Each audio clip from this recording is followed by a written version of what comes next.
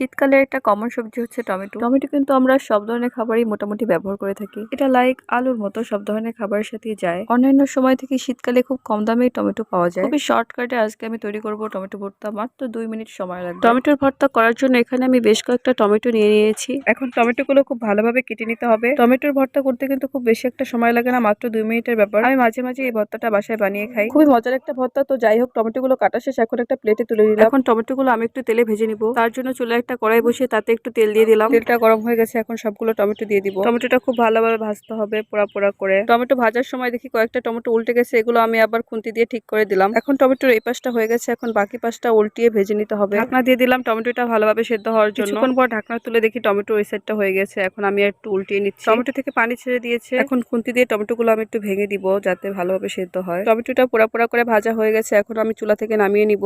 এখন একটা প্লেটে শুকনো মরিচ নিয়ে নিলাম, সাথে কিছু পেঁয়াজ কুচি, একটু লবণ দিয়ে প্রথমে মরিচ, তারপর পেঁয়াজটাকে খুব ভালোভাবে মরিচের সাথে মেখে নিতে হবে। উপর থেকে কিছু ধনেপাতা কুচি দিয়ে আলতো করে মেখে নিলাম। এবার দিয়ে দেবো একটুখানি সরিষার তেল। সরিষার তেলটা দিয়ে আবার একটু মেখে নিলাম। পেঁয়াজ মরিচের ভর্তাটা যা হয়েছে না, এই ভর্তাটা দিয়ে তো 1 প্লেট ভাত খেয়ে নেওয়া যাবে। এখন ভেজে রাখা টমেটোগুলো এই পেঁয়াজ মরিচের ভিতর দিয়ে দিব। টমেটোটা বেশ গরম, হাত দিয়ে মাখতে অসুবিধা হচ্ছে, তাই আমি একটা চামচ দিয়ে ভালোভাবে মিশিয়ে নিচ্ছি। মেশানো হয়ে গেছে, এখন একটা বাটিতে অল্প অল্প করে তুলে নিব। টমেটো ভর্তার কালারটা কিন্তু অনেক সুন্দর এসেছে। উপর থেকে একটু ধনেপাতা আর সরিষার তেল দিয়ে পরিবেশন করে নিচ্ছি। এই ভর্তাটা গরম ভাতের সাথে খেতে খুবই ভালো লাগে। আমার বাসায় এখনো ভাত রান্না করা হয়নি, তাই খেয়ে দেখাতে পারছি না। আপনারা অবশ্যই ভাত দিয়ে খেয়ে দেখবেন, আশা করি ভালো লাগবে। তো আজকে এই পর্যন্ত, সবাই ভালো থাকবেন, আল্লাহ হাফেজ।